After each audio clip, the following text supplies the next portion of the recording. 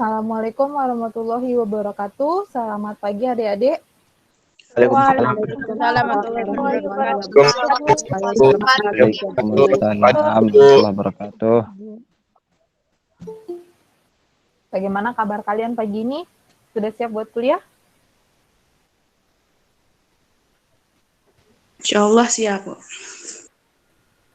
Oke. Siap, Bu. Sabtu kemarin kita udah kuis ya. Bagaimana kuisnya? Tidak ada masalah? Masa sulit sih kuisnya?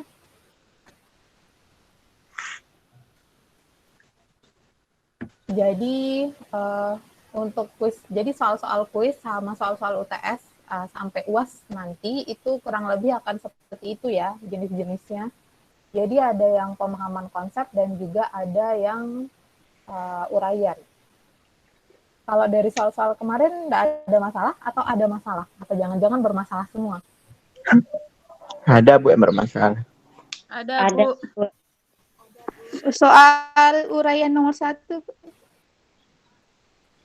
Ntar kita coba sedikit bahas dulu ya. Nanti biar teman-temannya yang belum gabung, biar gabung aja lah. Ambil nunggu mereka gabung.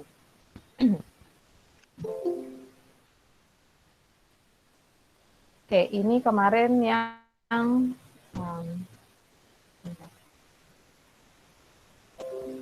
ini kemarin soal kuisnya. Saya juga sudah kasih jawabannya di daringnya, jadi kalian bisa download, bisa dipelajari. Yang menurut kalian yang paling susah apa yang ingin dibahas itu yang mana? Yang uraian, Bu, yang bagian B.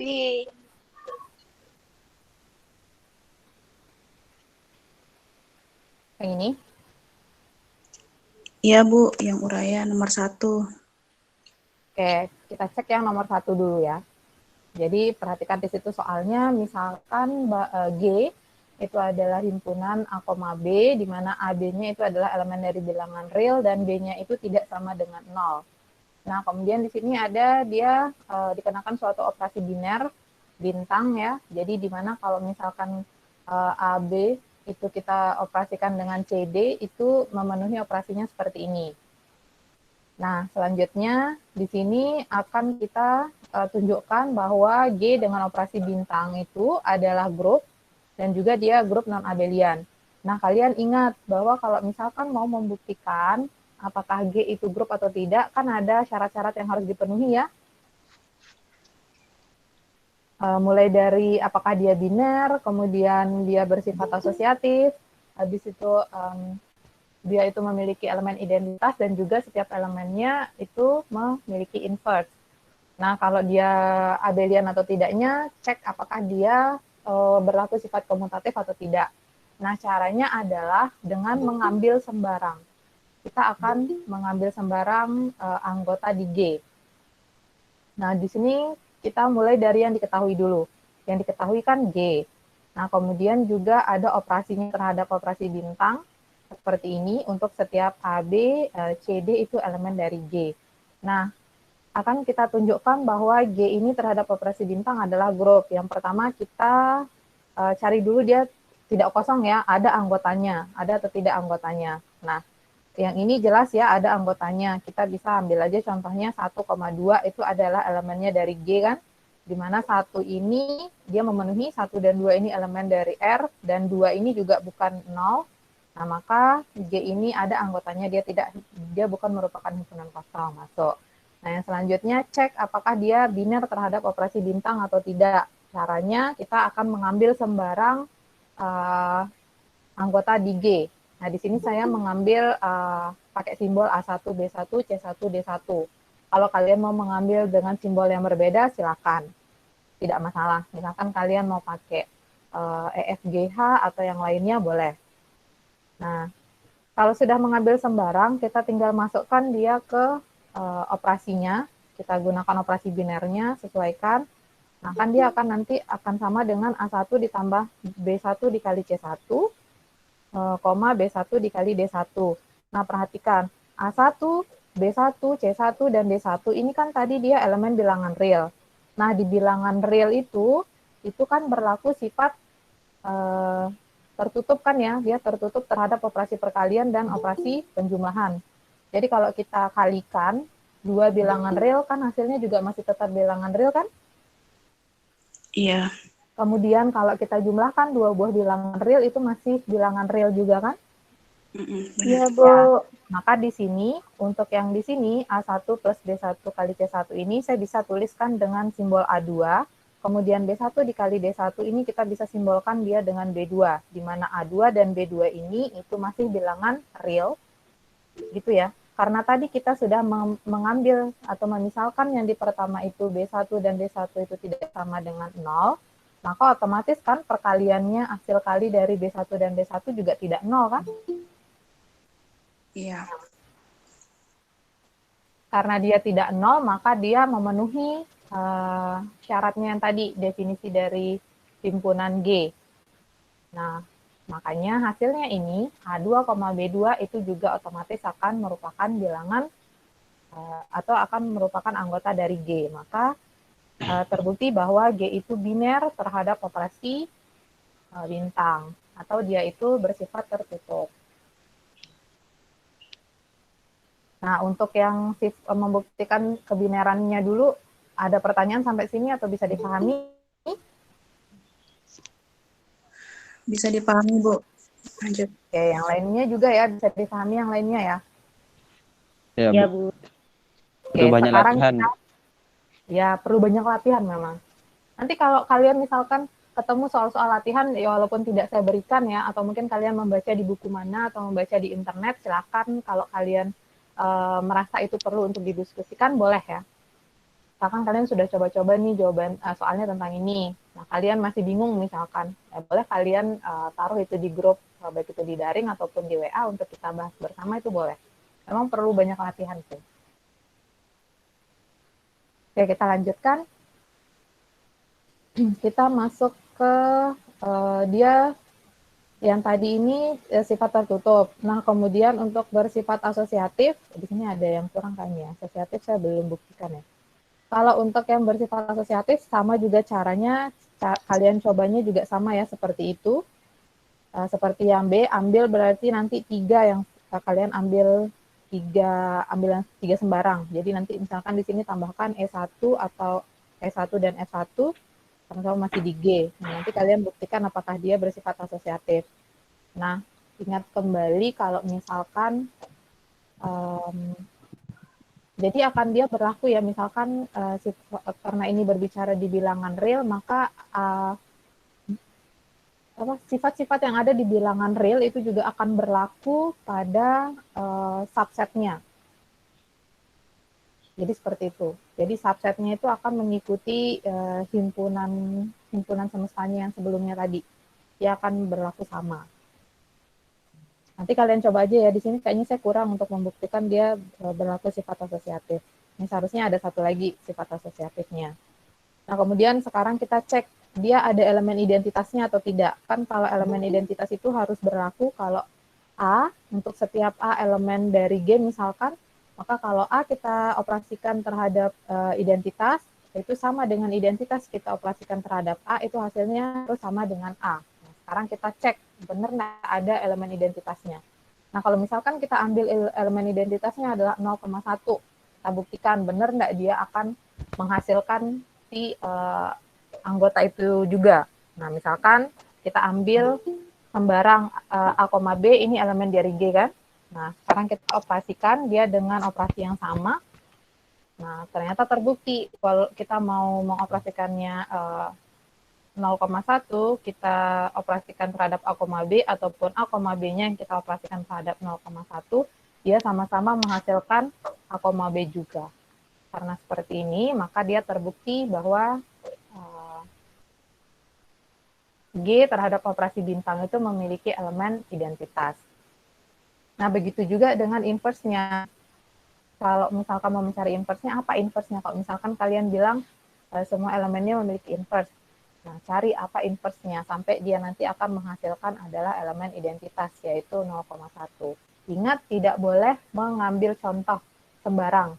Misalkan kalian mengambil angka 1,2 yang kalian gunakan, kemudian kalian cari inverse-nya dari 1,2, itu tidak boleh. Tak boleh hanya menggunakan contoh untuk yang pembuktian. Kecuali kalau untuk menyangkal. Kalau untuk menyangkal, silahkan kalian gunakan salah satu contoh saja, tidak apa-apa.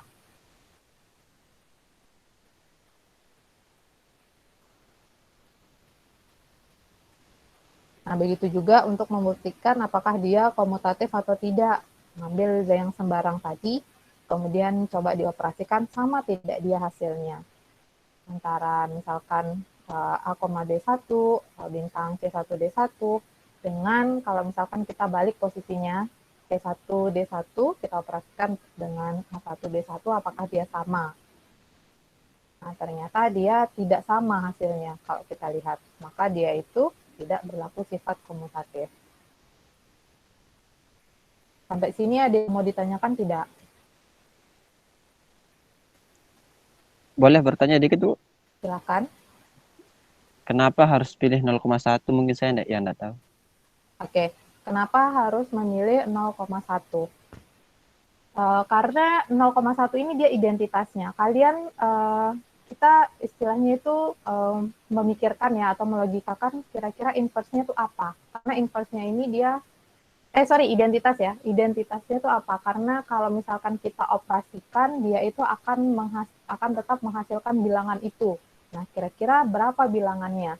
Sama seperti kalian menentukan identitas dari bilangan bulat terhadap operasi penjumlahan. Bilangan bulat terhadap operasi penjumlahan, nah kenapa kalian tahu bahwa itu identitasnya adalah 0? Karena kalau kita operasikan semua bilangannya dengan 0, kita jumlahkan ya, berapapun bilangannya dengan 0, dia akan menghasilkan bilangan itu sendiri. Nah, begitu pula dengan 0,1 ini. Kalau misalkan kita operasikan berapapun anggota di G dengan 0,1, dia itu akan tetap menghasilkan bilangan itu sendiri.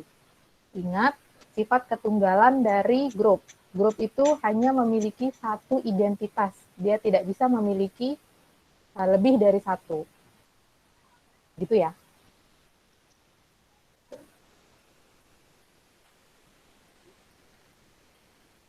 Bisa dipahami tadi siapa yang bertanya?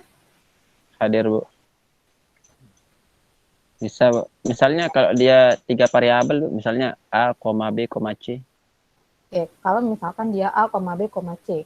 Ya sama, kalau misalkan seperti itu, sama di kalian coba pikirkan identitasnya itu berapa. Sama juga caranya nanti, tapi sesuaikannya itu sesuaikan dengan definisinya ya. Jadi definisi dari G, misalkan G lah gitu ya, A, B, C, nanti apa definisinya. Sesuaikan dengan definisi di sini dan juga dengan operasinya. Operasi binernya nanti apa. Itu yang disesuaikan. Yang dicari adalah pokoknya bagaimana dia itu nanti akan identitasnya itu kalau kita operasikan dengan sembarang bilangannya, dia akan menjadi bilangan itu juga gitu. Berarti bebas kita menentukan, Bu ya? Bebas, tapi harus memenuhi atau tidak. Contoh, misalkan kalau misalkan saya ambil identitasnya 1,1. Kalau misalkan saya ambil dia 1,1, maka di sini kan dia tidak akan sama dengan A, B kan? Kalau misalkan 0 di sini saya ganti dengan 1. Nah, kan dia jadinya 1 plus A kan? Bukan A. Dia tidak. Iya, Bu. Nah, maka dia itu 1,1 itu bukan identitasnya. Nah, jadi seperti itu. Dia ngambil sembarang tapi harus memenuhi apa ya? Dia itu pokoknya pasti hanya satu lah identitasnya, tidak mungkin dia lebih.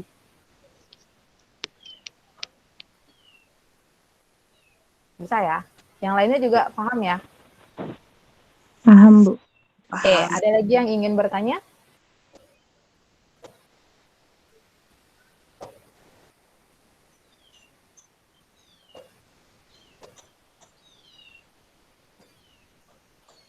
Sudah bisa semua berarti? Oke, untuk yang nomor 2, nah nomor 2 ini sih kayaknya gampang ya. Dia cari apakah dia itu siklik atau tidak. Ini kan gampang nih. Nah, cari subgroup. 2 buah subgroup dari I, buktikan. Kalian ingat teorema-teorema yang sebelumnya sudah pernah kita bahas terkait dengan subgroup. Kalau subgroup itu kalau misalkan kita diminta membuat subgroup, sudah pasti elemen identitas itu akan menjadi subgroup kan? Dan Ya. kemudian elemen dari I itu sendiri. Kan I itu juga subset kan, subset dari I. Dan dia itu jelas merupakan grup. Karena kan I itu kita udah tahu dia itu grup. Nah, subgrupnya dari S4. Nah, jadi kalau misalkan cuma diminta 2 buah subgrup dari I, otomatis sudah kalau misalkan elemen identitas dan I itu sendiri itu sudah merupakan subgrup dari dirinya sendiri. Kecuali nanti kalau misalkan pertanyaannya 3, tambah 1 lagi subgrup. Misalkan di sini kan cuma 2 ya. Nanti misalkan diminta ada 3 subgrupnya, cari 1 lagi subgrup. Nah, kalau kalian ingin menentukan subgrup, yang pertama harus diingat apa? Anggotanya yang sudah pasti. Invers dan Identitas. Identitas itu sudah pasti masuk ke dalam anggota subgrupnya. Jadi kalau kalian ingin membuat subgrup, misalkan subgrup dari suatu himpunan, identitas itu sudah pasti merupakan anggotanya. Nah, yang lainnya silahkan dicari atau disesuaikan.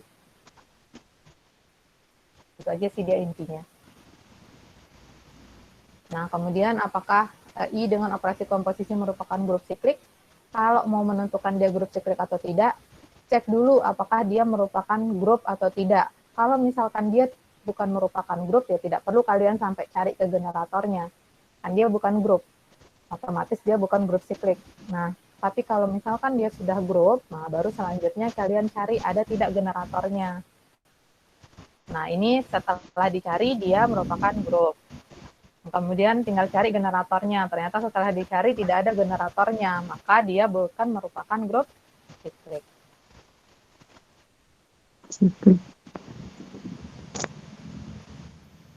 Ada lagi yang ingin ditanyakan terkait dengan soal-soal kuis kemarin?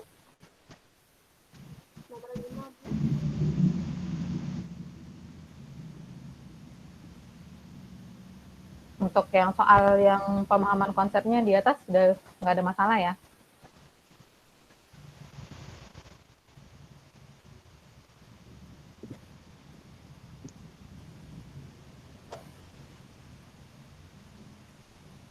Kalau misalkan tidak ada masalah, saya akan lanjutkan materinya ke materi selanjutnya, yaitu mengenai koset dan teorema Lagrange. Mohon maaf Bu, bisa dilihat jawaban nomor 2 yang esai Bu? Jawaban nomor 2 yang esai. Bagian A-nya Bu.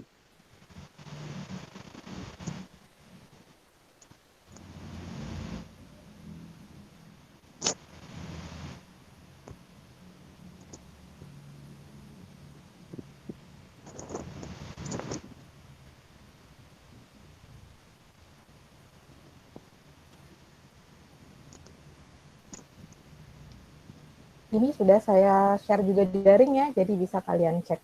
Jadi yang diminta ada 2, tapi di sini saya ada memberikan beberapa subgroup dari I ya. Jadi ini ada beberapa subgroupnya. Nah, kalau misalkan kalian mau menunjukkan apakah dia subgroupnya atau tidak, nah kalian bisa menggunakan teorema yang ada, teorema-teorema terkait dengan subgroup. Kan ada tuh, kalau dia tertutup terhadap operasi yang sama di S ya. Kalau misalkan dia tertutup, maka dia sudah merupakan subgroup. Jadi tidak perlu membuktikan ke 4 sifat ya. Betul, Bu. Jadi cukup cek aja tertutup atau tidak. Jadi kalau mau ceknya bisa pakai tabel itu aja. Ya masih ada di tabel itu atau di luar tabel. Begitu. Ya Bu, makasih.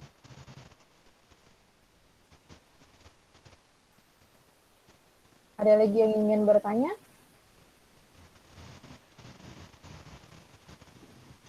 Yang Ibu menanya di yang soal bagian A. Yang mana? Hanya Yang nomor berapa? nomor 5, Bu. Oke. Oke, saya tanya ya. Kalian tahu maksudnya Z7 ini apa? Z modulo 7. Ya, ini Ya, adalah modulo 7. Oke. Nah, jadi diketahui modulo 7 ya, ini anggotanya terhadap operasi perkalian adalah grup. Nah, 2 buah subgrup dari Z7. Nah, ini seperti yang saya katakan tadi, kalau misalkan ditanyakan cuma 2 buah subgrupnya saja, Berarti yang pertama elemen identitasnya sudah pasti masuk. Elemen identitasnya kan 1. Nah, dan Z7 itu sendiri itu sudah merupakan subgroup. Nah, kalau misalkan nanti kalian diminta subgroup yang lain, salah satunya adalah 1,6. Itu sudah merupakan subgroup juga dari Z7.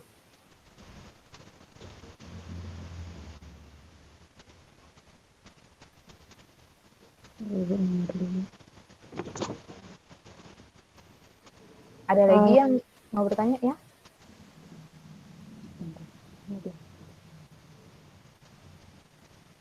Kenapa? Ada yang mau ditanyakan lagi? Kalau 135 bukan ya, Bu? 135. Iya. Modulo 7 ya? Oke, Iya. kalau 135, kalau misalkan 3 dikalikan dengan 3? Oh iya. 2 dia. Ya, 2. Jadi dia tidak tertutup ya. Jadi dia bukan grup.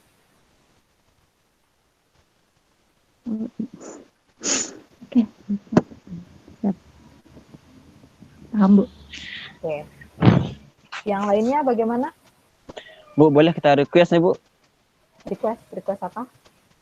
Kayak di soal yang bagian B tadi. Maksudnya? Soal yang bagian B, Bu. Kenapa? Dengan Nah, soal yang nomor bagian 1 sama nomor 2. Boleh enggak kita dikasih soal yang mirip seperti ini tapi kita kerjain sendiri? Oh, begitu. Oke, Maksudnya nanti biar kita ngerti juga, Bu. Biar nanti pas UTS terutama enggak kita kebingungan gitu. Oke, nanti saya coba carikan kalian soalnya ya. Saya buatkan kalian soal-soal yang mirip dengan yang setipe dengan yang 1 dan 2 ya. Nanti yang Ya, yang menggali ini. gimana pemahaman kalian ya. Tolong ingatkan saya kalau saya lupa. Mungkin tidak hari ini, mungkin besok ya. Kalau nggak besok, besok lusanya. Ingatkan saja saya di grup nanti ya. Ya, Bu. Ya, ada lagi yang ingin ditanyakan?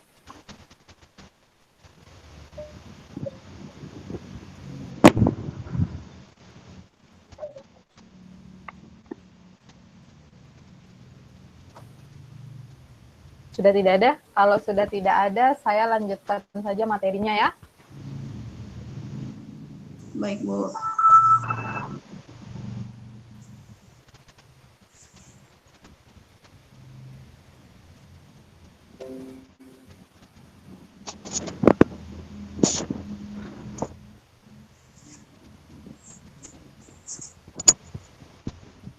Oke, pembahasan kita selanjutnya mengenai koset dan teorema Lagrange.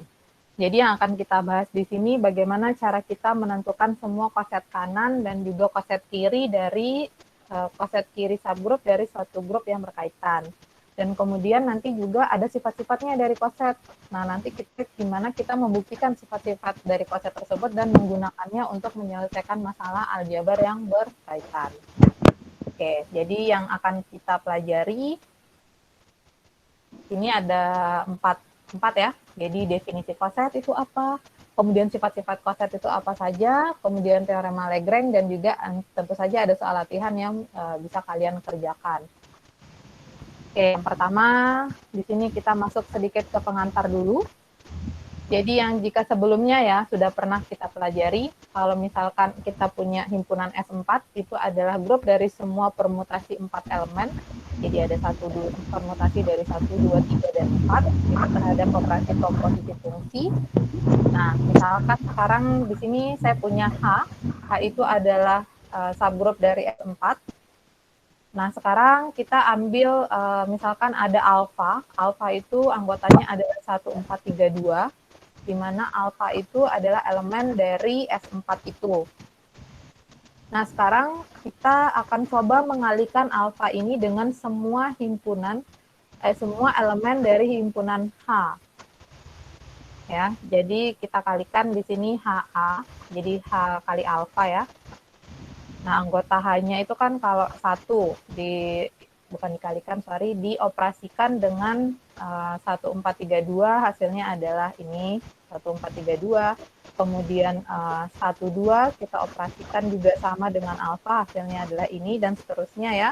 Maka kita akan memperoleh HA, H alfa itu sama dengan ini ya, himpunan penyelesaiannya ya. 1432, kemudian 143, 132, dan juga 13. Nah, keseluruhan ini, kesemuanya ini, ya, itu kita sebut dengan koset kanan dari H dalam S4. Kenapa dia koset kanan? Karena kita mengoperasikan dengan alfa, ya, alfanya ini berada di sebelah kanannya H. Maka kita beri nama dia disebut dengan koset kanan. Ada juga koset kiri. Kalau koset kiri itu alfanya ada di sebelah kirinya H. Jadi nanti kalau misalkan dia alfa H, nah itu disebut dengan koset kiri. Jadi koset kanan dan kiri itu tergantung nanti letak alfanya itu di mana, sebelah kanan kah atau sebelah kiri kah. Nah, di sini ada definisinya. Jadi definisi dari koset. Nah, jika di sini kita punya H, itu adalah suatu subgroup dari grup G, dan A itu adalah elemen dari G, maka, nah di sini ya, koset kanan itu kalau misalkan H, kita operasikan dengan A. Mana di sini HA itu sama dengan H bundaran dari A, karena di sini kan G-nya itu terhadap operasi bundaran. H bundaran A, di mana H itu adalah elemen dari H. Jadi semua H-nya, semua elemen dari H kita operasikan dengan A. Itu dinamakan dengan koset kanan. Kalau koset kiri, seperti yang saya katakan tadi, posisi A-nya ada di sebelah kiri H. Nah, dia baru disebut dengan koset kiri. H dalam G. Nah, sekarang ada contoh 2. Misalkan saya punya G-nya itu adalah anggotanya 1, min 1, I, min I. Kemudian G ini terhadap operasi perkalian adalah grup. Nah, sekarang saya ambil H. H itu adalah anggotanya min 1, 1. H itu subset dari G, dan H itu juga subgroup dari G. Nah, sekarang coba cari koset kiri dari H. Ini apa aja? Coba kalau misalkan 1 dikali dengan H, ini hasilnya apa saja?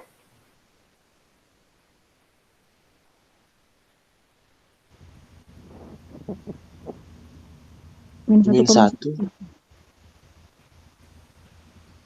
Min 1, Min 1. 1 aja kah? Koma 1. Min 1. Jadi semuanya kalian kalikan ya. 1 dikalikan dengan negatif 1, 1 juga dikalikan dengan 1. Nah, sekarang selanjutnya yang di bawahnya. Negatif 1 dikali dengan H, hasilnya apa? Berarti 1, 1 min 1. Negatif 1, negatif 1. Oke, sekarang yang di selanjutnya lagi, I dikali H. Negatif I, koma I. negatif I, I, koma negatif I. I, koma negatif I. I, negatif I. Oke, sekarang coba kalian lihat yang kedua, yang negatif 1 dikali H, sama tidak dia dengan 1 dikali H? Hasilnya.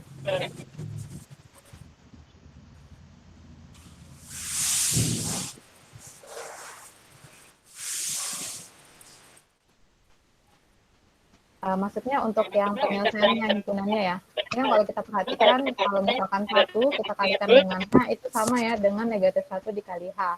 Maka ini itu bisa kita tuliskan dia itu sama dengan 1 H. Sama ya. Begitu pula dengan yang ini, hasilnya juga dia sama untuk yang anggota himpunannya atau himpunan penyelesaiannya. Jadi yang ini juga bisa juga saya tulis dengan ini hasilnya sama aja dengan IH. Oke, ini koset kiri. Sekarang coba kita cari koset kanannya.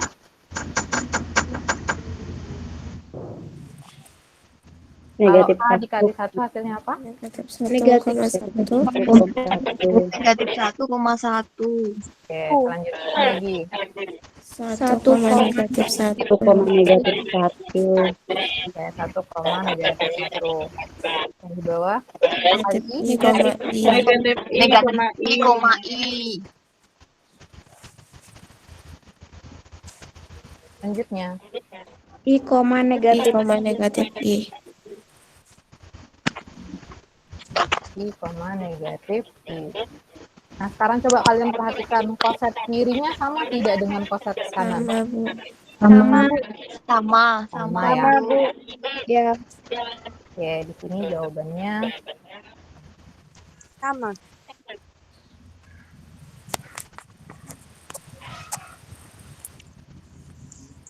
sama.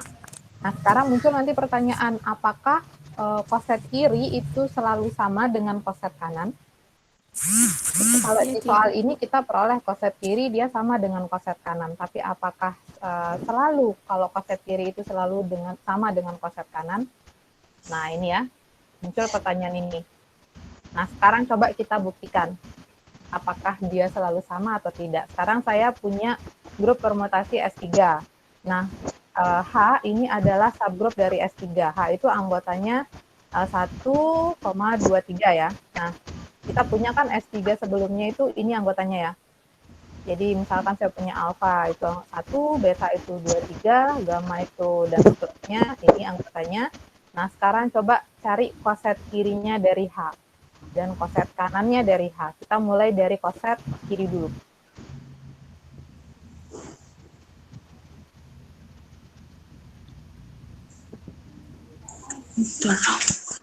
Oke, kalau alfa dikali H, apa di sini hasilnya? Alfa. Alfa ya. Nah, di sini alfa itu identitas. Jadi kalau, alfa dikali dengan H? H, Bu. H gitu ya, bukan dengan alfa. Jadi ini dia hasilnya sama dengan H. Nah, selanjutnya beta.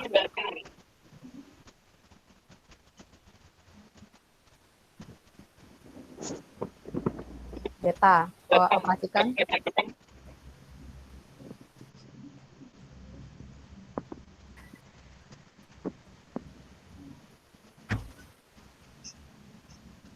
Alfa mungkin. Kenapa?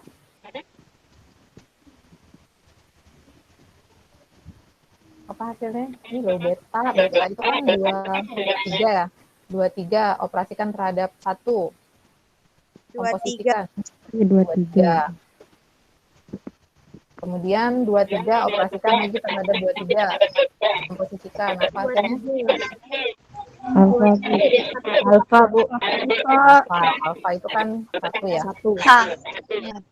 Ini sama juga dengan H. Ya, H, Bu. Nah, sekarang cari lagi gamma.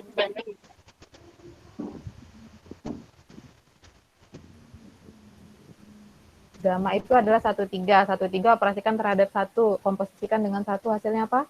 1,3. 3. 1. Sekarang lagi 1,3. 1,3 operasikan dengan 23. 1, 1, 2. 1,32. Iya, 1,32. 2. Oke, sekarang yang cari lagi yang so-nya. So, 1,2 komposisikan dengan 1. 1,2. 1,23. 1,2 dan 1,23. 1,2 dan 1,23 ya. Oke. Nah, sekarang lagi untuk yang P-nya 1,32. Sama.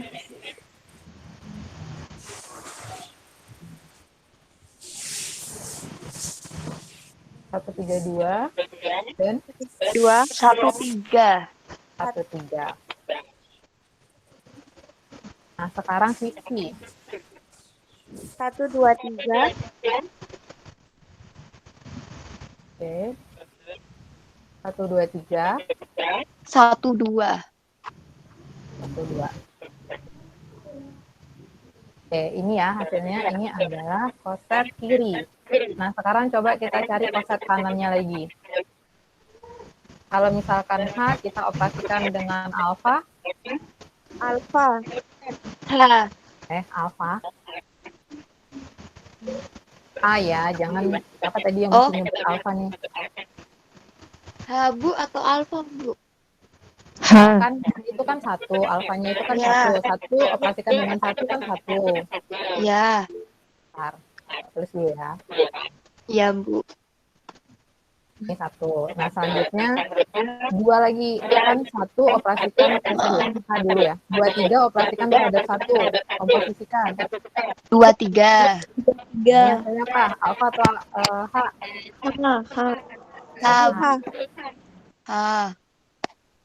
Nah, sekarang lagi. Kalau H-nya kita komposisikan dengan beta. Di sini harusnya bukan kali ya. Saya salah tulis. Iya. Komposisi ya.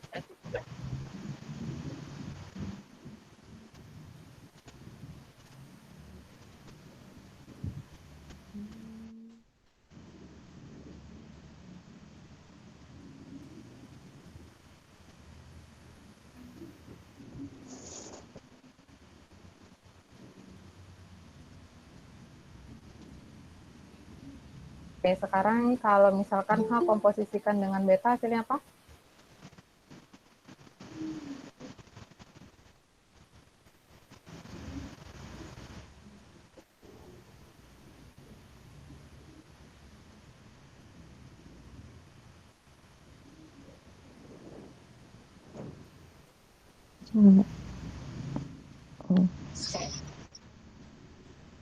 H komposisi beta, apa?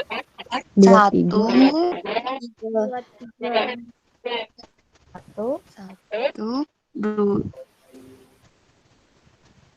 Ya, 1, Bu. Bentar, saya ngecas laptop dulu.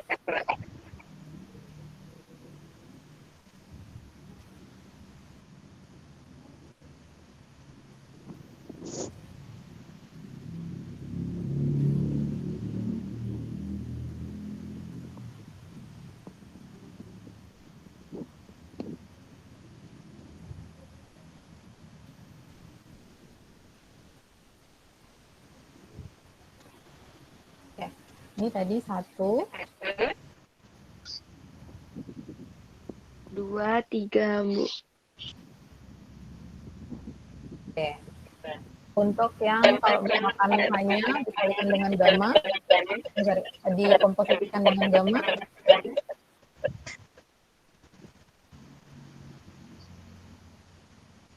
1, 3, Bu. Oke, 1, 3, dan 1, 2, 3. 1, 2, 3. lanjut. Yang ini 1, 2. oke, 1, 2. 1, 3, 2.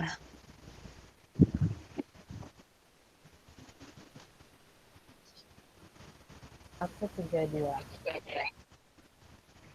Oke. Lanjutnya 1, 3, 2.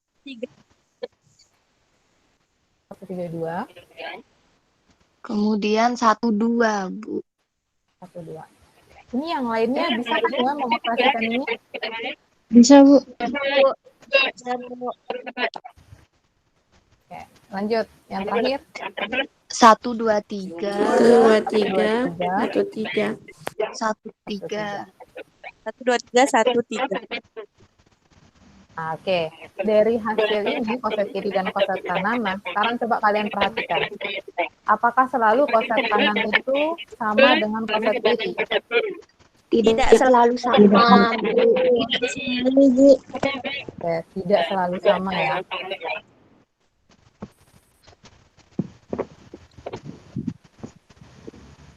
Ini jawabannya adalah tidak selalu sama. Jadi seperti itu.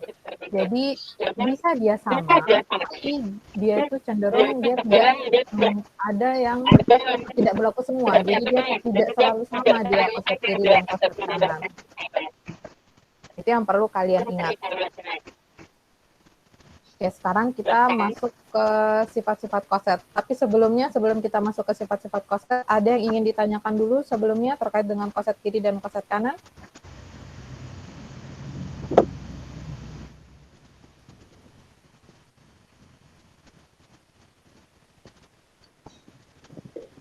Oke, saya anggap tidak ada ya. Kalau tidak ada, kita lanjutkan ke sifat-sifat koset. Oke, perhatikan ya, di sini ada sifat-sifat koset, ada teorema 4.1. Jadi di sini ada teorema 4.1 yang menyatakan bahwa jika G terhadap suatu operasi, kita sebut saja operasi bundaran, itu merupakan suatu grup. Ini ada teman kalian yang gabung ya. Oke. G terhadap operasi bundaran suatu grup, dan H itu adalah subgrup dari G, A, B itu elemen dari G, maka akan berlaku ke 6 sifat. Yang pertama, HA itu sama dengan H, jika dan hanya jika A itu elemen dari H. Kemudian HA itu sama dengan HB, jika dan hanya jika A, B inverse itu elemennya dari H. Nah, selain itu juga HA itu sama dengan HB jika dan hanya jika B itu elemen dari HA. Kemudian untuk yang selanjutnya ya, HA iris HB itu dia akan beririsan jika dan hanya jika HA-nya itu tidak sama dengan HB. Dan yang selanjutnya, jika A itu bukan merupakan atau tidak sama dengan U di sini adalah identitas ya, maka A itu bukan merupakan subgrup dari G. Dan yang terakhir adalah HA itu akan ekuivalen dengan HB. Nah, ini adalah beberapa sifat-sifatnya. Sekarang kita coba buktikan satu persatu dulu, kita buktikan untuk yang I. Jadi kalau misalkan HA itu sama dengan H jika dan hanya jika A elemen dari H. Oke, di sini ya. Kita akan, karena di sini ada kalimat jika dan hanya jika, maka kita akan membuktikannya dari dua arah. Kita buktikan dari kiri ke kanan, setelah itu kita buktikan dari kanan ke kiri. Ya, jadi kita akan mulai membuktikan dari kiri ke kanan dulu. Kalau dari kiri ke kanan berarti yang diketahui adalah HA itu elemen dari H. Nah, yang akan kita buktikan adalah apakah A itu elemen dari H atau tidak. Nah, yang di sini kita gunakan karena HA itu sama dengan H, ya, HA itu sama dengan H.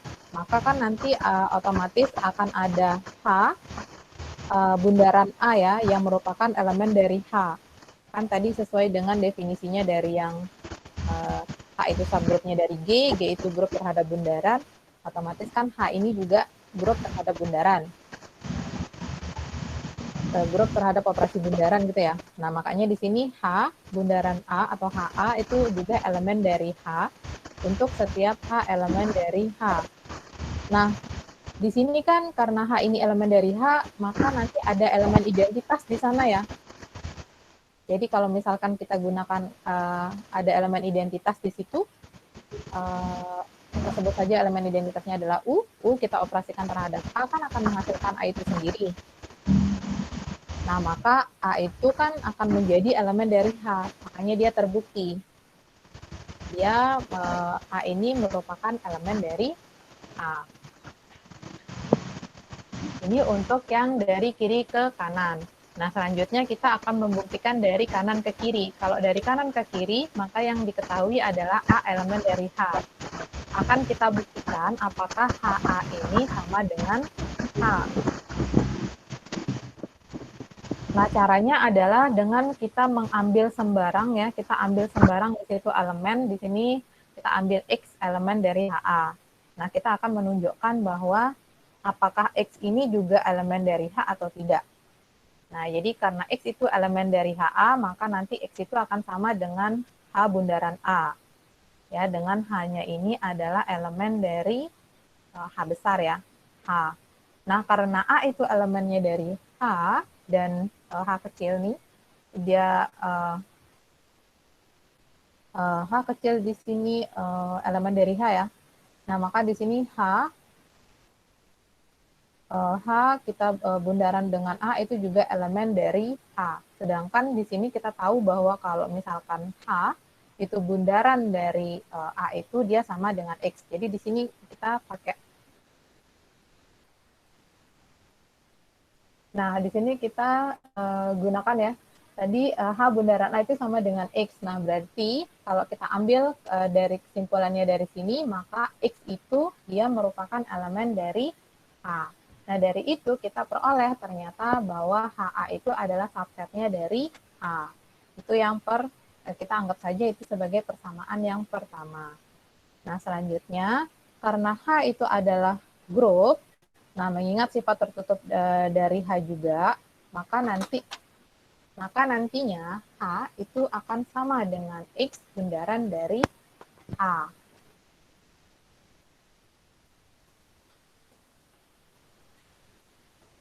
Nah, nanti si X sama dengan X bundaran H ini dia akan selalu mempunyai penyelesaian tunggal dalam H. Ingat kembali sifat atau teorema yang ada pada grup dan subgrup yang bahwa penyelesaiannya itu tunggal. Itu kan ada ya yang di teorema, saya lupa teorema berapa, ada di teorema terkait dengan grup dan subgrup. Nah, jadi dari sini kita peroleh bahwa H itu adalah subsetnya dari HA. Nah, dari persamaan 1 dan persamaan 2, jadi karena HA itu subset dari H dan H itu juga subset dari HA, maka kita dapat menyimpulkan bahwa HA-nya itu sama dengan H. Ini untuk yang pembuktian yang ke I. Sampai sini ada yang ingin ditanyakan dulu? Ada, Bu. Ada, Bu.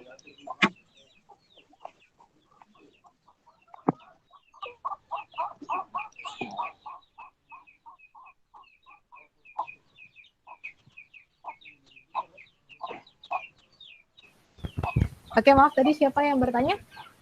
Saya, Bu, saya. Nah, sebutkan namanya ya, saya nggak bisa lihat ini.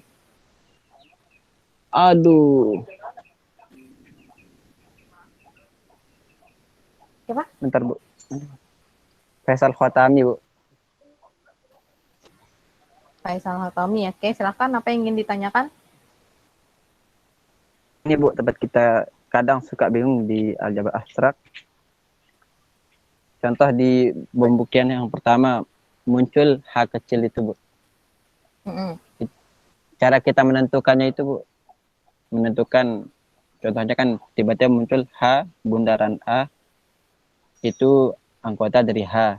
Terus di pembuktian kedua juga sama, muncul tiba-tiba ada X. Tiba-tiba X kan ambil sembarang, memang X elemen HA. Akan ditunjukkan bahwa X elemen H. Nah, ini suka kita bingung, Bu, cara menentukannya ini. Terus tiba-tiba X sama dengan H bundaran H. Dan seterusnya. Karena di situ kita bingung, Bu, cara menentukan elemen-elemennya. Oke. Jadi gini ya. Pertama terkait dengan simbol. Kalau untuk simbol boleh menggunakan simbol yang berbeda, terserah ya. Nah, di sini sebentar. Oke, lanjut ya. Mulai dari yang simbolnya dulu. Kenapa di sini tiba-tiba ada muncul H kecil, kemudian H kecilnya itu ada elemen dari H, kemudian H bundaran A, elemen dari H. Oke, perhatikan kembali tadi di sini kan HA ya. HA itu sama dengan H. Kalau dia HA ini kan berarti seperti tadi, H yang kapital itu menunjukkan himpunan. Anggotanya itu berarti kan ada banyak ya. Bisa satu atau dia banyak. Nah, ya sebentar, di laptop saya error.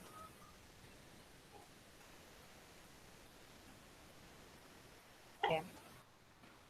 Nah, di sini, kenapa di sini ada H bundaran A? Nah, untuk yang H bundaran A itu di sini dia itu elemennya di sini kayaknya saya salah tulis kurang sedikit ya. Di sini itu harusnya ada A. Oke, jadi ini tuh bisa seperti ini. Karena di sini HA itu kan sama dengan H, maka H bundaran A yang ini itu sama dengan yang sebelah sini, yang HA. Kalau HA ini kan maksudnya kan semua anggota yang dari H kita operasikan dengan A, sama seperti koset kanan yang tadi. Misalkan H ini anggotanya ada H kecil ya, H, kemudian G, F, mungkin seperti itu, dan seterusnya, maka kita akan mengoperasikannya dengan A. Nah, Bebas tadi, berarti Bu ya? bebas. Di sini simbolnya boleh. Makanya di sini kan ada keterangan H itu elemen dari H. Kita ngambil sembarang untuk setiap H elemen dari H. Nanti kalau misalkan Faisal mau mengambil di sini misalkan simbolnya F. F bundaran A, boleh. Nanti pakai keterangan ya untuk setiap F-nya itu elemen dari H. Jadi ini itu akan berlaku untuk semua H. Nah, itu ya kenapa dia ada. Nah, di sini itu ada UU ini apa? UU ini adalah identitas. Kalau misalkan nanti kalian misalkan mau menggunakan E sebagai identitasnya, boleh pakai simbolnya ya. Itu juga boleh. Nah, di situ kenapa dia bisa muncul ada H bundaran A di situ. Nah, kemudian yang mana lagi? Misalkan yang di bawahnya ya, yang X ya tadi. Kenapa di sini ada muncul X elemen dari H? Oh, sorry. Kalian perhatikan ya, untuk yang ini kan ada H bundaran A, itu elemen dari HA. Nah, tadi kan HA-nya sama dengan H. Maka ini juga dia sama dengan H. Maka H bundaran A ini akan menjadi elemen dari HA, tapi dia juga merupakan elemen dari H. Untuk yang ini ya. Nah, kemudian untuk yang dari kanan ke kiri, kenapa kita mengambil X? Ini juga pakai sembarang simbol aja. Yang penting kita tahu bahwa X itu adalah H bundaran A, karena kan dia elemennya dari HA. Kalau misalkan nanti juga misalkan mau menggunakan simbol yang berbeda lagi, misalkan pakai G, atau mau pakai F seperti yang di atas, itu juga boleh. Nah, jadi untuk penyimbolan-penyimbolan yang ini tuh kita sesuaikan saja dengan apa yang ingin kita buktikan dan apa yang diketahuinya dari situ. Itu aja sih. Kira-kira ada gambaran nggak, Faisal? Ada Bu, ada. Cuman kadang bingung di awalnya itu aja Bu, cara menentukan. Nah, jadi untuk yang menentukannya gitu aja sih, sesuaikan. Misalkan nanti di sini, ini kan dia AH gini ya, posisi A-nya ini kan koset kanan. Nanti kalau misalkan dia kosetnya koset kiri, misalkan, jadi posisinya AH-nya di sebelah, A-nya itu di sebelah kirinya, maka ini nanti akan berubah nih, bukan H bundaran A lagi, tapi balik posisinya, A bundaran H. Gitu ya. Ini boleh pakai H, boleh pakai F. Terserah lah mau pakai simbol apa, yang penting dia nanti kasih keterangan yang jelas untuk simbolnya. Bisa dipahami kira-kira? Bisa Bu, bisa. Oke. Yang lainnya mungkin ada yang ingin ditanyakan juga? Tidak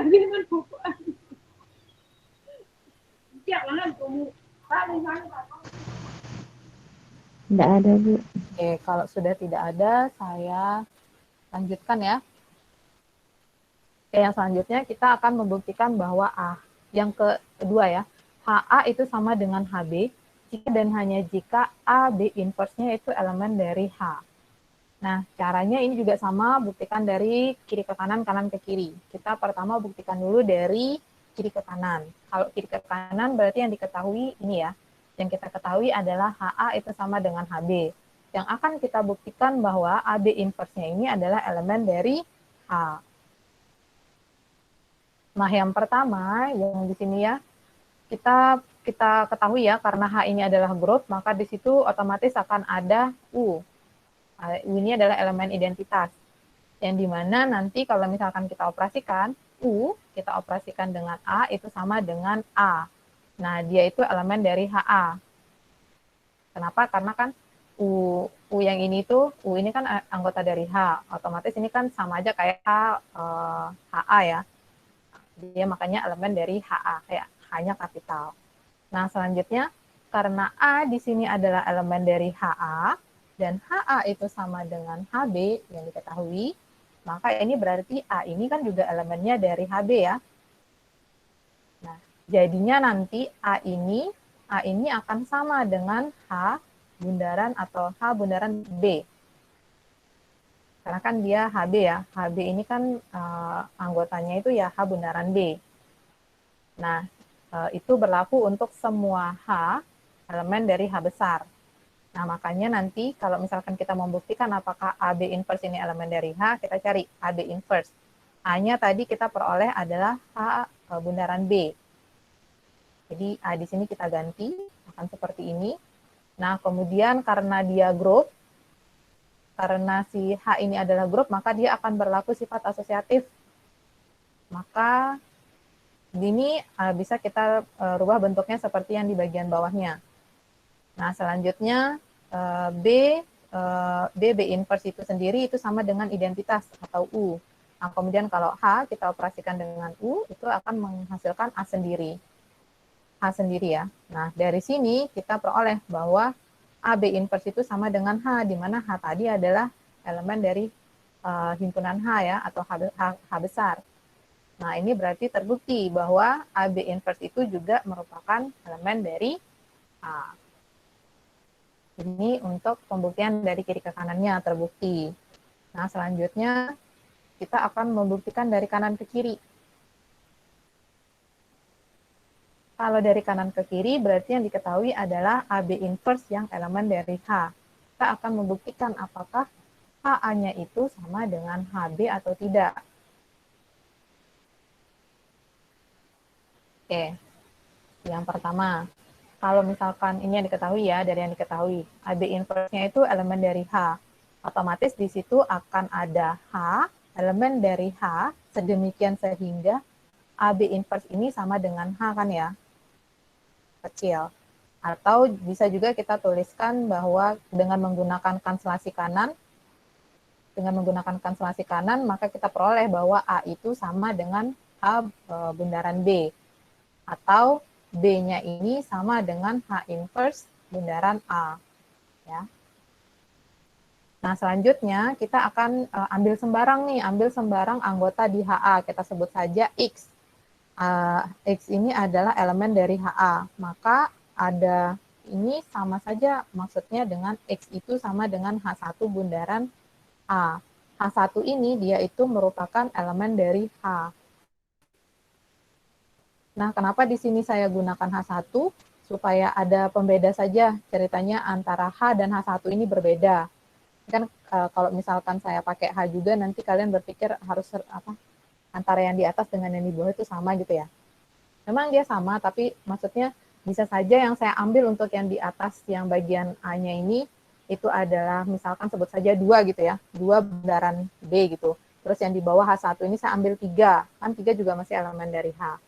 Seperti itu. Jadi saya kasih simbol yang berbeda. Jadi misalkan H1 itu kita operasikan dengan A, di mana H1 itu elemen dari H. Nah, maka kita akan memperoleh seperti ini. Yang tadi kita peroleh A itu sama dengan H bundaran B, kemudian yang X tadi itu adalah H1 bundaran A. Nah, dari kedua persamaan ini kita peroleh, kita ganti nilai A-nya ini dengan H bundaran B, maka kita akan memperoleh seperti ini ya. A-nya ganti dengan H bundaran B, nah kita peroleh ada H2 bundaran B, di mana H2-nya ini sendiri itu sama dengan H bundaran H1. Karena H itu anggota dari H, H1 juga anggota dari H, dan H itu adalah grup, maka berlaku sifat tertutup ya. Maka H2 ini otomatis dia juga masih merupakan elemen dari H. Nah, oleh karena itu, H itu dia merupakan subgrup dari G. Nah, karena X tadi H2 bundaran A ya, dengan H2 itu adalah elemen dari H, maka ini menunjukkan bahwa X itu juga elemen dari HB. Nah, jadi di sini untuk sembarang X ya, untuk sembarang X tadi elemen dari H itu akan berakibat X itu elemen dari HB. Nah, dari sini kita peroleh bahwa HA-nya itu adalah subset dari HB. Nah, ini untuk yang X. Nah, sekarang ambil lagi sembarang yang Y. Ini kan yang baru dari dari X ya, dari HA kita tadi mengambilnya. Nah, sekarang kita ambil sembarang Y elemen dari HB. Dengan langkah yang sama seperti tadi, maka nanti ada Y itu adalah H aksen bundaran B, di mana H aksen ini adalah anggota dari H. Ya, H aksen itu adalah anggota dari H, maka nanti kita peroleh B-nya itu adalah H inverse bundaran A. Nah, kemudian Y-nya itu sendiri tadi adalah H aksen bundaran B. Nah, maka nanti tinggal kita ganti aja ya, yang B-nya di sini kita ganti dengan ini, maka kita akan memperoleh H3 bundaran A, di mana H3 ini sendiri kan hasil dari H aksen bundaran H inverse. Nah, karena keduanya ini anggotanya dari H, dan H juga tadi adalah grup, maka ini juga pasti akan merupakan anggota dari H. Oleh karena itu, H ini dia subgroup dari Y. Nah, dengan cara yang sama, nanti kita akan memperoleh bahwa ternyata Y itu, untuk sembarang Y elemen dari HB, itu akan berakibat bahwa Y-nya itu elemen dari HA. Ini berarti bahwa HB itu subset dari HA. Nah, dari yang tadi, yang persamaan yang sebelumnya dengan persamaan kedua ini, dapat disimpulkan bahwa ternyata HA itu sama dengan HB. Bagaimana? Kira-kira bisa dipahami maksudnya?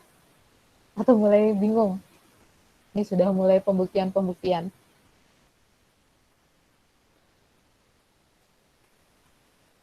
Bisa dipahami tidak?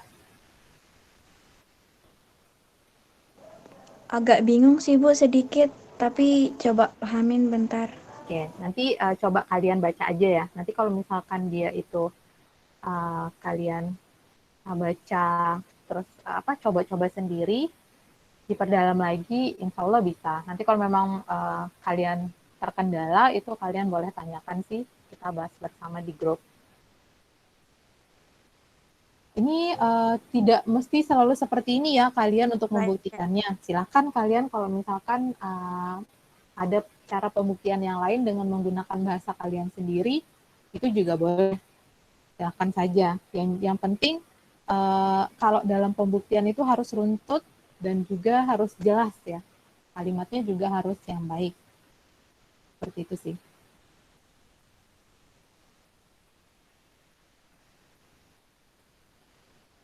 Ada yang ingin ditanyakan dulu sebelum saya lanjut?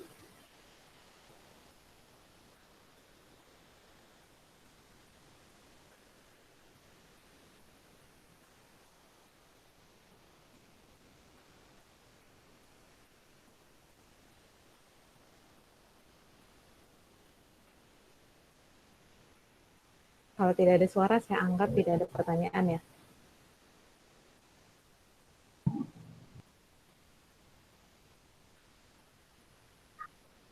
Kalau tidak ada, saya akan lanjutkan kembali ke sifat-sifat koset yang selanjutnya. Ada teorema 4.2. Nah, teorema ini kita kenal dengan istilah teorema Lagrange. Nah, sekarang teorema Lagrange ini menyatakan bahwa jika G itu adalah suatu grup berhingga, dan H itu adalah subgrup dari G, maka order dari H, jadi banyak anggota dari H itu akan membagi habis order dari G, atau dia akan membagi habis banyak anggota dari himpunan G. Jadi kita tuliskan di situ NH itu akan membagi habis order, atau NH itu akan membagi habis NG. Ini adalah bunyi dari teorema Lagrange. Nah, di sini untuk yang pembuktiannya, jadi misalkan kita punya order dari G itu adalah K, kemudian order dari H itu adalah T, dan banyak koset-koset kanan H dalam G itu adalah R, ya, kita misalkan. Nah, karena koset-koset kanan H dalam G itu berlainan dan saling asing, jadi banyaknya koset kanan H dalam G itu sebanyak R. Dan banyaknya koset-koset kanan H dalam G sebanyak R, maka G itu merupakan gabungan dari R koset kanan yang saling asing. Kalau misalkan kita tuliskan ya dalam bentuk himpunan, jadi himpunan G itu sama dengan koset kanannya dari H, jadi HA1 kita gabung dengan HA2, gabungkan dengan HA3, dan seterusnya sampai dengan HAR. Nah, di sini di mana kalau misalkan irisannya, jadi irisannya dari setiap koset kanan ini, dia itu adalah kemungkinan kosong. Ya, untuk di sini untuk yang I-nya tidak sama dengan J. Jadi anggotanya ini anggota NG atau ordernya dari G itu kan sama dengan banyak anggotanya dari gabungannya tadi ya. Nah, NG-nya itu adalah K. Kemudian kalau gabungannya ini karena dia itu saling asing, ya, karena saling asing, ini maka dia itu sama dengan anggotanya kita jumlahkan saja ordernya masing-masing. Ini kan diberi peluang kalian dapat ya. Kalau misalkan dia saling asing, ya berarti anggotanya tinggal dijumlahkan saja. Nanti diperoleh R karena R kali ya, R kali dari NH. Nah, karena NH HAI itu sama dengan NH untuk setiap I-nya 1 dari 1, 2, 3 sampai ke R, maka NH-nya tadi di sini kan T, maka K itu sama dengan R kalinya dari T. Nah, karena K itu sama dengan R kalinya T, maka T ini akan membagi habis K. Maka terbuktilah bahwa ordernya dari H itu akan membagi habis atau akan habis membagi order dari G. Itu ya, ini untuk yang pembuktian teorema Lagrange.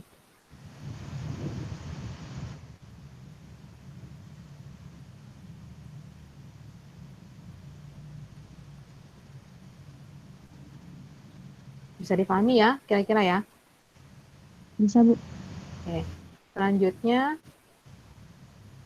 nah ini masuk ke definisi. Definisi 4.2. Jadi perhatikan di situ, misalkan G terhadap suatu operasi komposisi, dia merupakan suatu grup, dan H itu adalah subgrup dari G. Maka A ini akan kongruen dengan B modulo H. Itu kita tulis seperti ini ya, A kongruen B modulo H. Jika dan hanya jika AB inverse-nya itu merupakan elemen dari H. Ini definisi. Nah, contohnya itu kalau misalkan kita punya G terhadap operasi penjumlahan. G terhadap operasi penjumlahan, dia merupakan suatu grup. Dan H itu adalah subgrup dari G. Maka nantinya A kongruen dengan B modulo H itu jika dan hanya jika AB inverse. AB inverse, karena di sini adalah penjumlahan, maka B inverse-nya itu otomatis akan menjadi min B ya. Makanya di sini A min B itu akan merupakan dari H. Nah, kalau misalkan dia terhadap operasi perkalian, maka nanti di sini B inverse. Dia itu jika dan hanya jika AB inverse itu elemen dari H. Di sini kenapa saya tidak tuliskan dia 1 per B? Nanti tergantung di sini apa himpunan B-nya ya soalnya. Kalau misalkan nanti B-nya ini matriks, kan dia bukan 1 per matriksnya soalnya. Makanya di sini masih tetap saya tuliskan seperti ini. Begitu juga dengan kalau misalkan G terhadap operasi komposisi misalkan adalah suatu grup dan H itu subgrup dari G. Maka A kongruen B modulo H itu ya akan kongruen A kongruen dengan B modulo H jika dan hanya jika AB inverse-nya itu elemen dari H. Ini maksudnya contohnya untuk yang definisi 4.2 gitu ya. Nah, sekarang kita akan melanjutkan ke sifat-sifat koset yang selanjutnya. Ada teorema 4.3.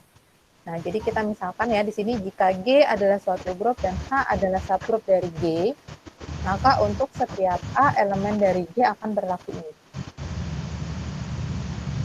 HA itu akan sama dengan Y elemen dari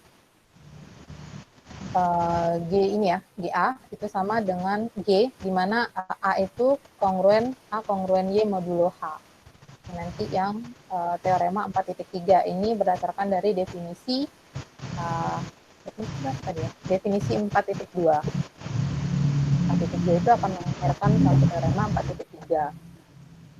Nah, selanjutnya di sini juga ada definisi 4.3. Definisi 4.3 itu bunyinya apa? Jadi jika G itu adalah suatu grup dan H itu adalah subgrup dari G, maka indeks dari H dalam G itu adalah banyaknya koset-koset kanan yang berbeda dari H dalam G.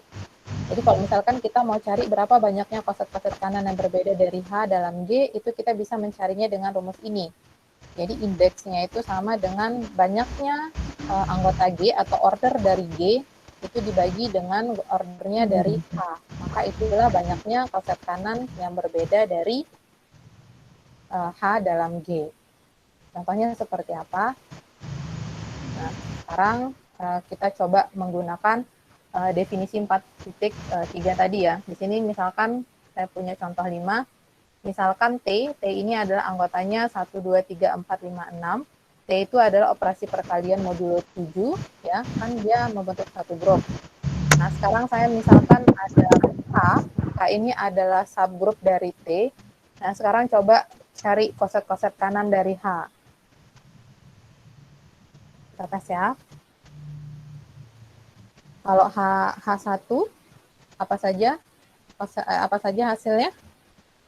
1, 2, H1, 2, 1, 2. 1, 2. Saya salah tulis ya. Di sini seharusnya bukan H. Di sini saya ganti aja ya, bukan H, tapi di sini saya ganti. Harusnya bukan K1. Saya ganti aja ya. Di sini hanya adalah 1,6. Oke.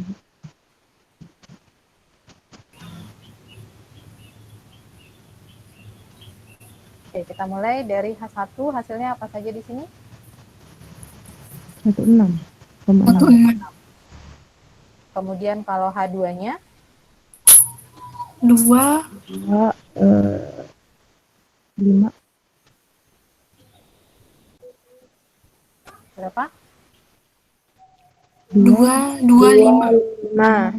5. Selanjutnya lagi H3. 3, 3, 3, 3. 3, 4. 4. Selanjutnya H4. 4, 3, 4, 3. 4, 3 ya. Oke, sekarang perhatikan 4, 3. Apakah dia sama dengan H3? H4 ini sama Iya, nggak? Sama ya. Jadi ini bisa sebagai H3. 3. Sekarang lanjutkan ke H5. 5, 2. 5,2. Oke, 5,2. Sama dengan H2. Oke, 1, ini sama dengan H2. Selanjutnya H6. 1,6. 6,1. Oke, 1,6, 6,1 itu boleh ya, sama ya. Sama dengan Sama H1. dengan H1, Bu. 1. Oke, coba kalian perhatikan berapa banyaknya koset kanan yang berbeda. 3. 3, Bu. Ada 3 ya, yaitu ada H1, H2, dan H3. Nah, kalau misalkan kita menggunakan definisi tadi, definisi 4.3, kalau kita mau mencari banyaknya koset yang berbeda, itu kan ordernya dari G dibagi dengan ordernya dari H ya. Coba kita cek. Order T.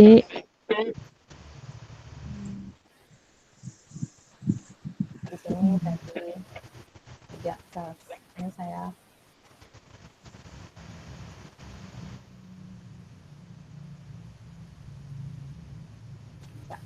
Nah, caranya adalah ordernya mulai dari order ini seharusnya H. Kita mulai dari ordernya G, karena di sini kita berbicara himpunannya T, maka ordernya dari T. Ordernya dari T berapa? 6. 6. Ordernya dari H? 2. 2. Sekarang kita bagi ordernya dari T bagi dengan ordernya dari H? 3.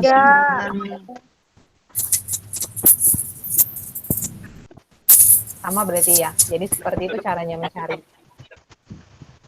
Jadi kalau misalkan nanti muncul pertanyaan, misalkan saya punya T anggotanya ada 10 misalkan. Kemudian saya punya subset, sebut saja subsetnya itu beranggotakan 2. Anggotanya 2. Terus nanti ditanyakan banyaknya koset kanan yang berbeda ada berapa dari subgroup tersebut. Tinggal 10-nya 10 dibagi 2 5. Ya, jadi cukup 5 jawabannya. Tapi kalau misalkan nanti pertanyaannya tuliskan apa saja koset kanannya gitu misalkan ya. Berarti kalian harus tentukan apa-apa saja hasil koset kanannya. Yang penting kalian tahu tadi banyak koset kanan yang berbedanya itu ada 5. Nah, yang 5 itu apa saja? Itu yang nanti kalian tuliskan. Gitu ya. Bisa dipahami? Bisa, Bu. Bu.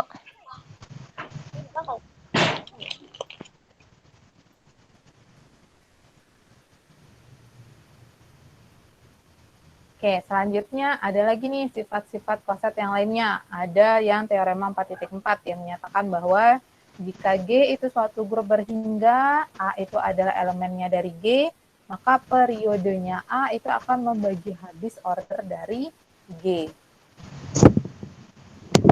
Nah, yang ini itu cukup kalian buktikan satu saja. Jadi yang diketahuinya itu G adalah grup berhingga. Kemudian A elemen dari G. Nah, yang akan kalian buktikan itu periodenya dari A ini akan membagi habis order dari G.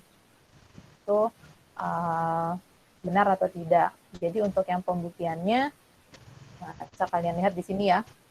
Jadi misalkan dulu periode A. Periode A-nya itu adalah K, di mana A pangkat K itu kan sama dengan U ya. Ini kan yang sebelumnya sudah teorema yang pernah kita pelajari.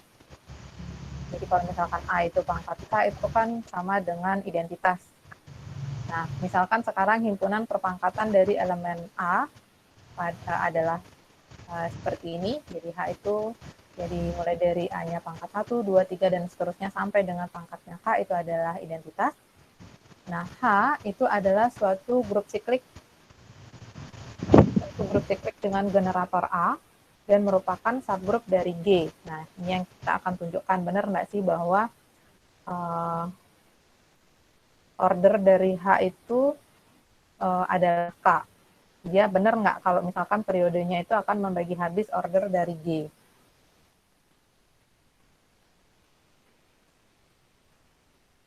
Nah, seperti ini. Nanti kalian silahkan aja dibaca-baca untuk pembuktiannya. Di file yang saya kasih di daring juga sudah ada ya, yang di file bahannya. Silahkan dipelajari baik-baik. Nanti kalau misalkan ada yang ingin ditanyakan, silahkan ditanyakan saja. Kemudian untuk sifat yang selanjutnya, ada teorema 4.5. Teorema 4.5 di sini ada 2 ya. Jika G itu adalah suatu grup berhingga yang berordernya bilangan prima, maka G itu tidak mempunyai subgroup sejati. Nah, selanjutnya, jika G itu adalah suatu grup berhingga yang berorder bilangan prima, maka G itu merupakan grup siklik. Oke, di sini ada istilah subgroup sejati. Ada yang tahu apa itu subgroup sejati?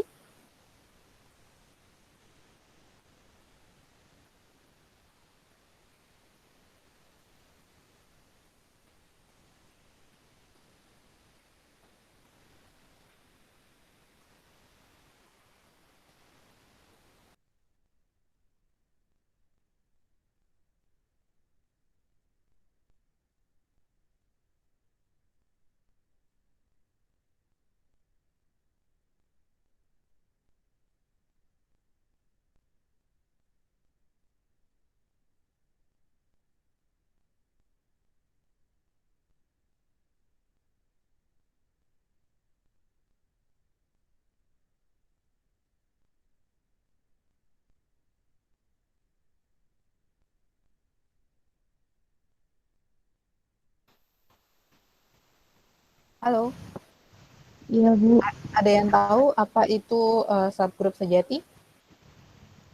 Subgroup yang bukan dia sendiri, Bu, maksudnya. Misalkan grupnya G, berarti selain yang G itu berarti subgroup sejati. kan G sendiri juga subgroup. Oke.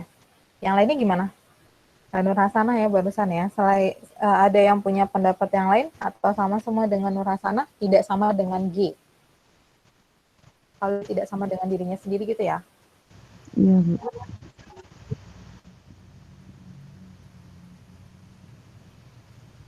Yang lainnya gimana?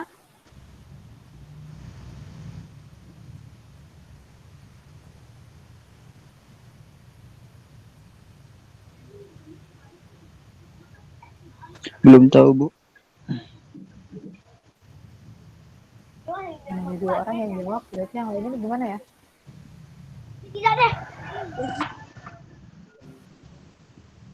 Ya, Bu, Malah belum. ada suara dedek-dedek kecil nggak ini? Setuju dengan orang sana, Bu. Jika, Bu, boleh jawab? Iya, silakan. Kan jika H itu merupakan subgrup dari G, tetapi H itu tidak sama dengan G, maka H itu disebut subgrup sejati. Oke. Berarti sama-sama Nur Hasanah tadi ya?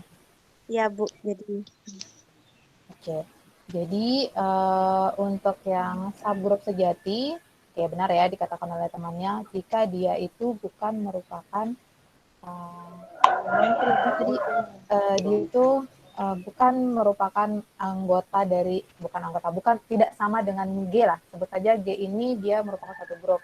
Jadi kalau subgrupnya itu tidak sama dengan G, itu dia dikatakan subgrup sejati. Bukan hanya tidak sama dengan G ya, tapi juga identitas. Jadi dia tidak sama dengan identitas dan dia itu juga tidak sama dengan G. Maka dia itu yang disebut dengan memiliki subgrup sejati. Atau dia juga dikenal dengan subgrup proper ya. Yang kalau misalkan dia sama dengan identitas dan sama dengan G, maka itu dia disebut trivial. Nah, jadi ada istilahnya subgrup trivial, ada subgrup sejati, atau proper. Itu nanti yang silakan kalian coba pelajari tentang itu ya.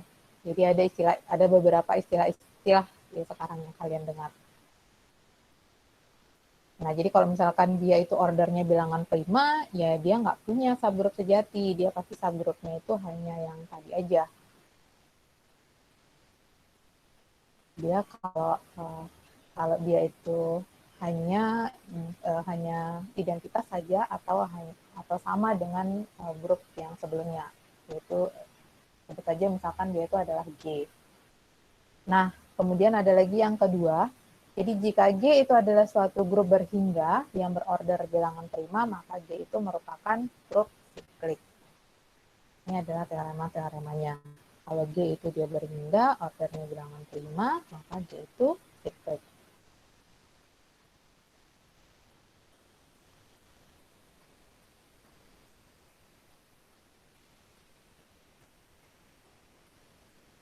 Ini untuk yang pembuktiannya. Di sini ada pembuktiannya ya. Jadi bisa kalian baca. Tidak hanya kalian baca, coba caranya itu adalah kalian coba sendiri. Jadi misalkan dari sifat-sifat koset nih, ada teorema 4.5. Jangan dulu kalian baca buktinya, kalian coba dulu sendiri, buktikan dengan menggunakan bahasa sendiri. Nanti kalau misalkan kalian sudah stuck, baru kalian nanti lihat atau nyontek lah istilahnya ya. Nyontek caranya itu kayak gimana, nah baru kalian kembali lagi nanti membuktikan sendiri. Gitu caranya. Supaya bisa lebih cara belajar untuk membuktikan tuh seperti itu. Oke, sampai sini ada yang ingin ditanyakan? Terkait dengan materi-materi Coset dan teorema Legrange?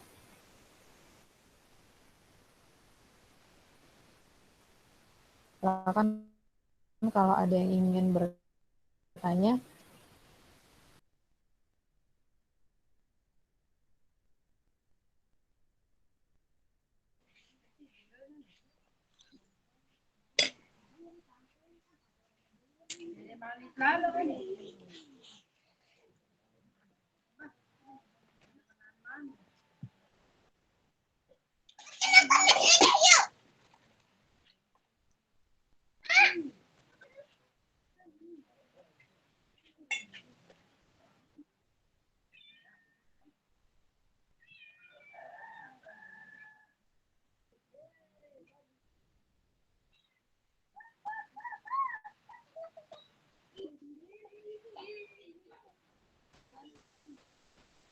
Tidak ada yang bertanya? Atau belum ada mungkin ya?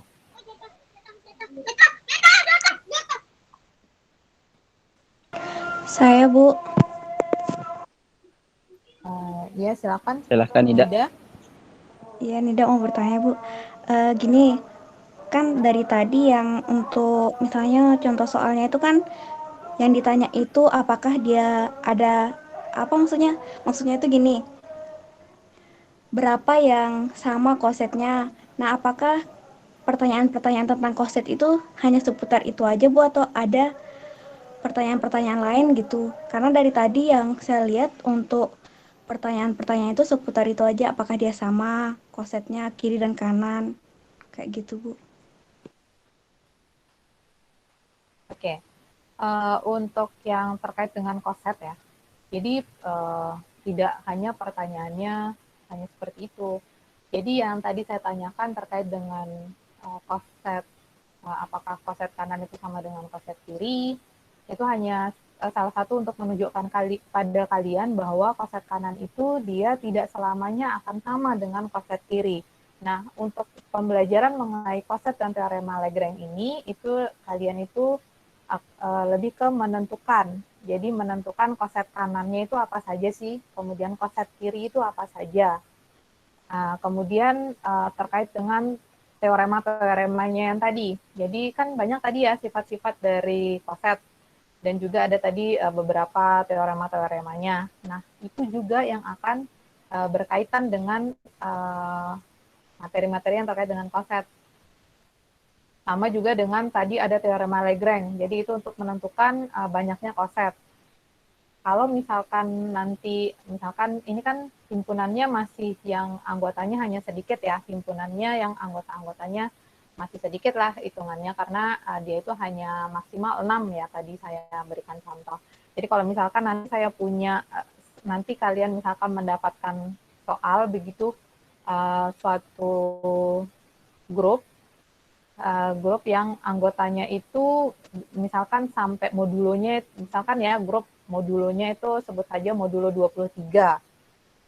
Nah, nanti kemudian kalian diminta untuk menentukan berapa banyak konsep kanan. Misalkan ada grup modulo 23, nanti saya punya sebuah subgrupnya dari modulo 23 itu. Nah, kemudian ditanyakan berapa banyak konsepnya. Nah, kalau misalkan konsep kanan dari modulo tersebut. Nah, nanti kalau misalkan kalian mendaftar kan agak banyak ya, jadi bisa kalian gunakan teorema-teoremanya saja. Atau misalkan nanti saya punya suatu himpunan yang dia itu anggotanya ada 50 misalkan. Nah, kemudian ada, sebut saja nanti ada subgrupnya yang anggotanya misalkan anggotanya 2. Nah, kalian ditanyakan, berapa banyak subgrupnya dari subgrup tersebut. Nah, itu kan kalau misalkan kalian mendaftarkan banyak sekali karena ada 25 kan, 50 dibagi 2, itu kan ada 25. Banyak sekali kan kalau misalkan kalian mau menghitungnya. Nah, ternyata dari teorema itu, dari teorema-teorema yang tadinya kita pelajari, itu kita bisa menentukan, oh banyaknya itu sekian. Nah, tapi beda lagi kasus ya kalau memang nanti ditanyakan apa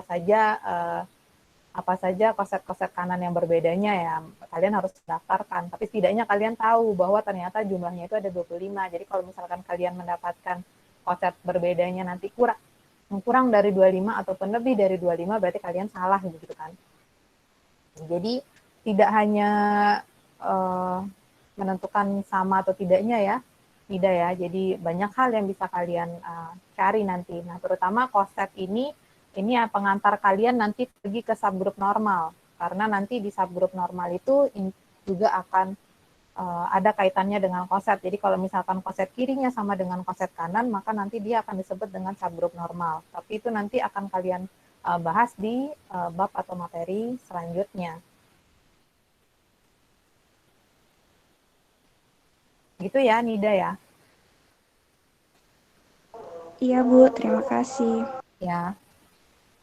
Jadi dari teorema-teorema yang sudah kita pelajari dan juga definisi itu harus kalian pahami maksudnya ya. Karena seperti contoh seperti soal-soal pada kuis-kuis yang sebelumnya. Kuis-kuis ya, kan baru 1 kali kuis ya. Jadi pada kuis 1 itu kan kami membuat soal-soal yang pemahaman konsep yang dari teorema-teorema yang ada kan. Makanya kalian harus paham maksud dan inti dari teorema yang kalian pelajari. Jadi tidak hanya membuktikannya saja, tapi harus paham maksudnya itu apa sih teoremanya, seperti itu. Ada yang ingin ditanyakan lagi yang lain?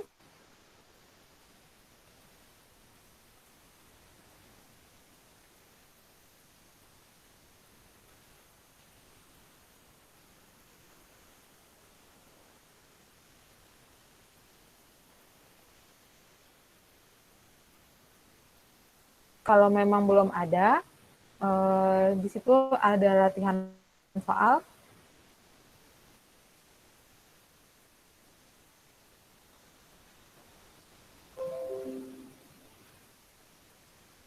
Oke, di situ ada 2 latihan soal ya. Jadi silakan kalian coba membuktikan teorema 4.3. Dan di sini ada saya punya grup permutasi tingkat 3. Nah, sekarang coba kalian cek ya. Di sini ada H itu adalah subgrup dari S3. Nah, coba kalian sebutkan semua koset kanan dari H di G. Nah, serta setelah itu kalian menyatakan berapa banyak koset kanan yang berbeda. Nah, ini coba kalian kerjakan. Kalau yang ini untuk tugas yang dikumpulkan. Waktunya kita masih punya 1 jam lagi. Silakan kalian pelajari, telah kembali materi-materinya, terutama terkait dengan pembuktian-pembuktian ini. Nanti di dalam juga ada saya buatkan forum diskusi. Silakan kalian nanti bertanya misalkan kalian ada kesulitan dalam membuktikan atau masih belum paham nih dapatnya dari mana ya, kenapa bisa begini. Silakan kalian tanyakan di daring ya, di forum diskusi. Nanti kalian tambahkan saja topiknya sendiri. Jadi selama 1 jam ini kita lanjutkan diskusinya di daring saja ya. Ya, berarti undian ini kita kumpulkan kapan, Bu? Seperti biasa.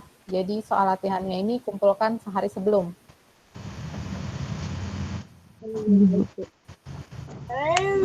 Kalau misalkan kalian mau mengerjakannya sekarang ya nggak apa-apa. Kan lebih cepat, lebih baik ya. Iya. Jangan sampai ada lagi yang lupa untuk mengirimkan. Sama yang kemarin terlambat kuisnya untuk mengirimkan di daring. Jadi lewat dari waktu itu saya kurangi nilainya ya. Nilainya tidak bisa full.